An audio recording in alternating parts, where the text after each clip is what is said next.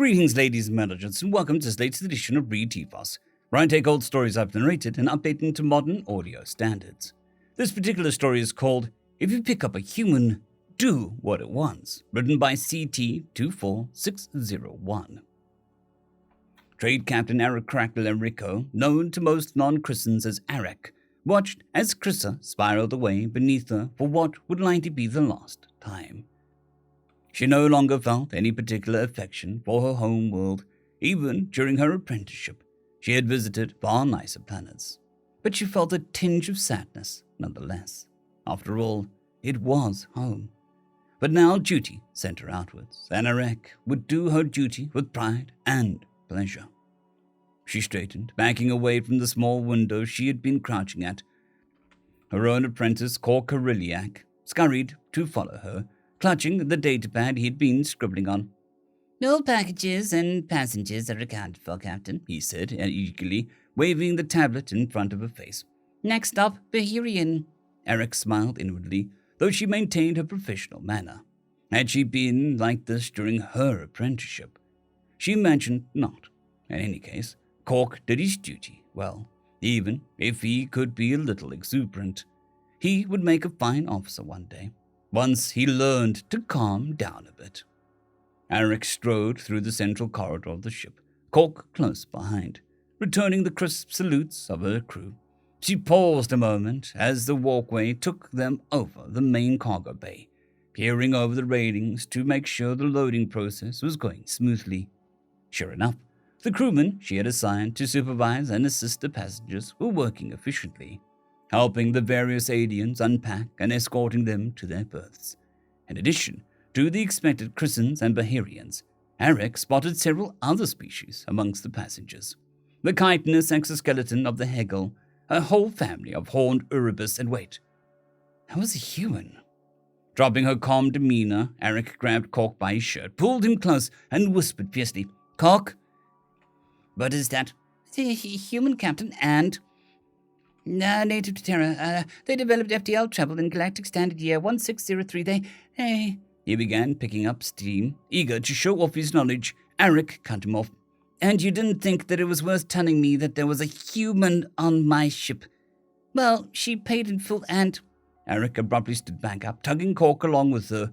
It would not do to have the crew see their captain crouching out of the way, jabbering away with her apprentice rather than fulfilling her obligations. She took a moment to compose herself before she began walking back towards the bridge. Cork followed in her footsteps. He still seemed a little confused about the whole conversation, but Eric couldn't deal with that right now. Her first full voyage, and there was a goddamn human on her ship. She moved forward on autopilot, nearly bowling over a pair of maintenance techs running in the opposite direction, her head swimming with every story she'd heard about humans. They don't understand authority, they have no sense of duty. Hurt one, even by accident, and it will kill you. Eric's mind was awash with horrifying futures. Damn it, this was supposed to be an easy trip. She burst through the doors to the bridge, sending the crew scrambling to salute. She dismissed them as an afterthought, a lapse of decorum, understandable given the circumstances, but still inappropriate, and moved towards her seat, still brooding. However, her train of thought was rudely interrupted by the arrival of Silkalekikit, her first officer, who looked nearly as distraught as she felt. "Captain," he cried urgently, bustling over to her seat, "there's been an accident in the galley." "What happened, officer?" she asked, putting her own crisis aside for the moment. "One of the Agro pens have malfunctioned, sir. Several of them have escaped." Shit. Argos are a crucial food source aboard a deep space craft, due to their extraordinary ability to subsist solely on the fuel byproducts of FTL travel. Losing them could mean food shortages, which would dramatically impair her crew, although she supposed that she could use the stocks for her next part of the voyage. Fortunately, there wasn't really anything for the Argos to escape to.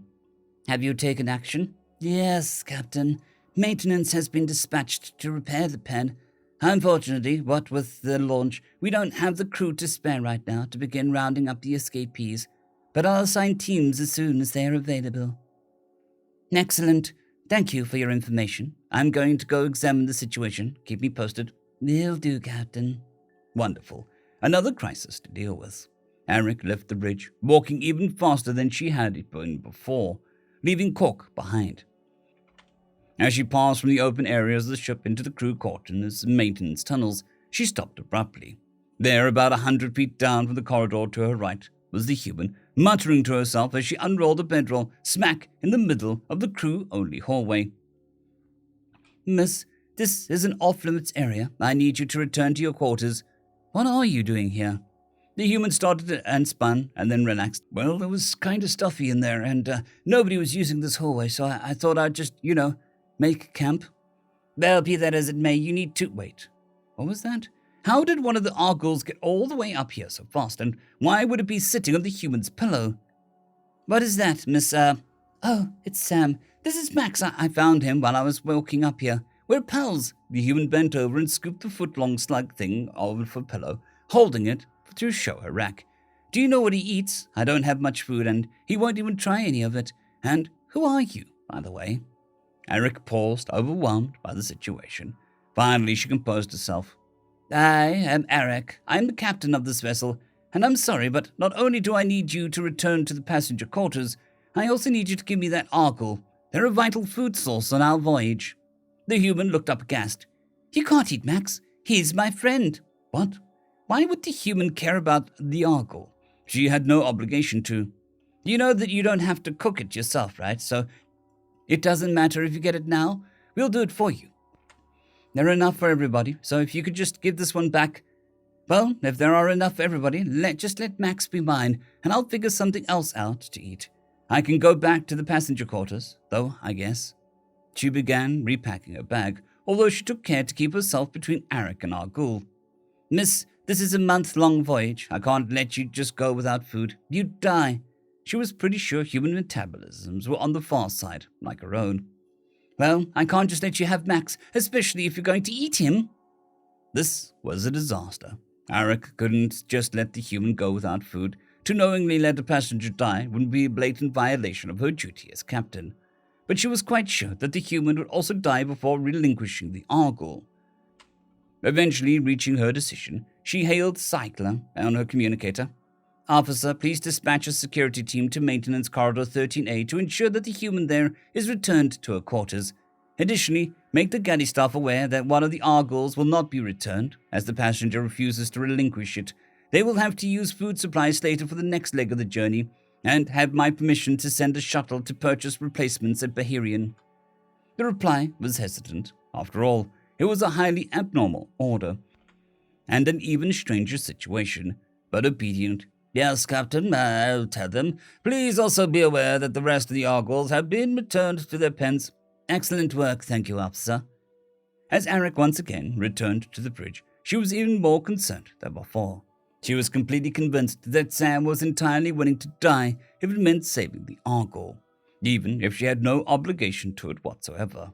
That kind of behavior, completely illogical, in violation of all postulates and duty and authority, could easily result in something far more dangerous than a slight delay to replace missing food. 2 weeks later, though, all was well, but even though the voyage was going smoothly, Eric remained on edge. The other shoe was going to drop soon, she knew. The human, the confusion with the Argle, the rumors that she was hearing the pirate attacks in the area. Trouble was coming.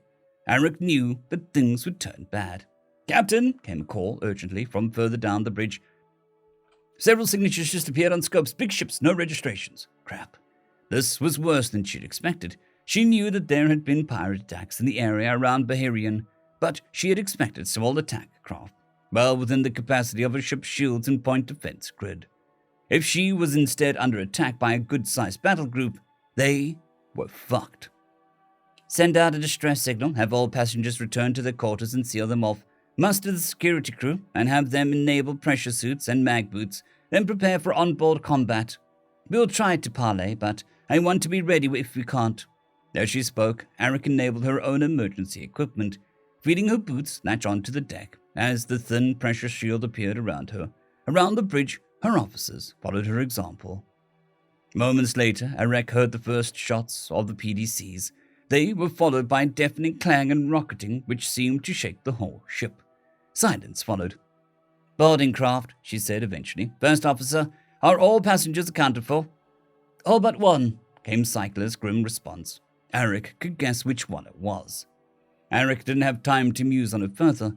The bridge door slid open with a soft whoosh, revealing a troop of heavily armed Trenian pirates.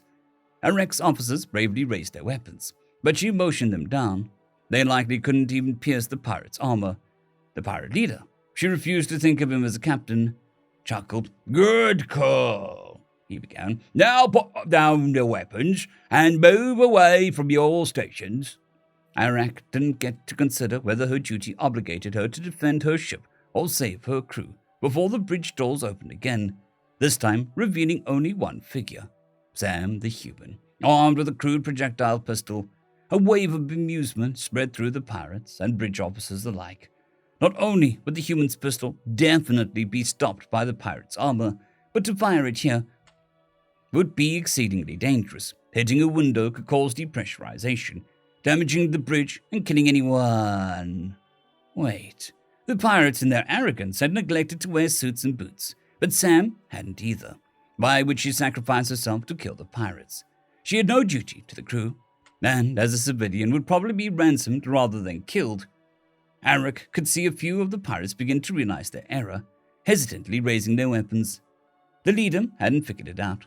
Eric's voice broke the confusion as she shouted across the bridge to Sam. Why? Because you're my friend, Captain Eric. Take care of Max for me. Sam fired her pistol, even as the pirates raised their rifles. The glass across the bridge from her shattered violently, hurling Sam and the pirates screaming into the void. The bridge door buckled and nearly flew off its hinges. Eric felt a terrible pull on herself as well, but her mag boots held.